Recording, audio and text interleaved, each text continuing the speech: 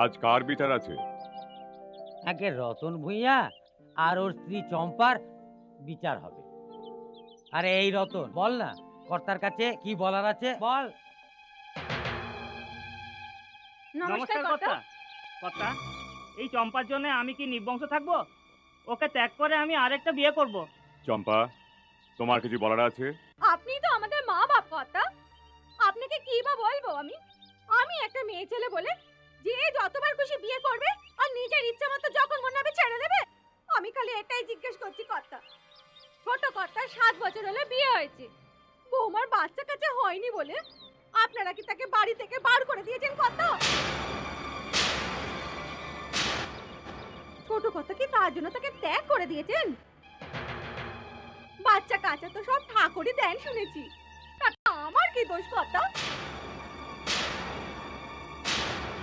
চম্পা ঠিক বলছে রতন, যত যাই হোক না কেন চম্পা তোর স্ত্রী, ওকে ত্যাগ করা তোর অন্যায়। ঠাকুরের দয়া হলে কাল তোর সন্তান সন্ততি নিশ্চয়ই হবে। তাই চম্পাকে ত্যাগপত্র না দিয়ে তুই সেই অনাগত ভবিষ্যতের অপেক্ষা কর।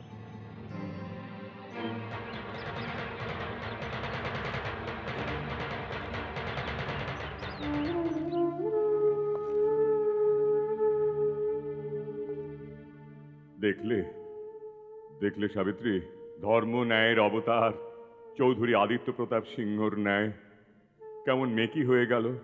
কি করে বিচার করব আমি? বিয়ের এত বছর পরে আমার পুত্র জন্মালো, কিন্তু তা সত্ত্বেও এ বংশের প্রদীপ জ্বলল না। তবে কি চৌধুরী বংশের উত্তরাধিকার আসবে না? নাতির মুখ না দেখেই আমি কি তোমার কাছে চলে যাব সাবিত্রী? ছোট মুখে বড় কথা হুজুর, মা ঠাকুরনকে এ কথা বলে লাভ কি? আমাদের সোনাই তো মেকি। কি তুমি বলতে চাও নরোত্তম? ছোট মুখে বড় কথা হুজুর, বলছিলাম কি হুজুর, চৌধুরী বংশে এতদিন যে ফুল ফুটেছে, ফল হয়েছে, কিন্তু কিন্তু বৌমার বংশে। নরোত্তম, ছোট মুখে বড় কথা, বৌমার বংশের জন্য যদি বাচ্চা কাচ্চা না হয়। নরোত্তম, তুমি কি বলতে চাও চৌধুরী বংশের বৌমা বাঁচা? সন্ধ্যা, সন্ধ্যা, আরে কি হয়েছে? সন্ধ্যা। সন্ধ্যার কি হয়েছে ডাক্তারবাবু? কিছু হয়নি চৌধুরী বাবু, হতে চলেছে।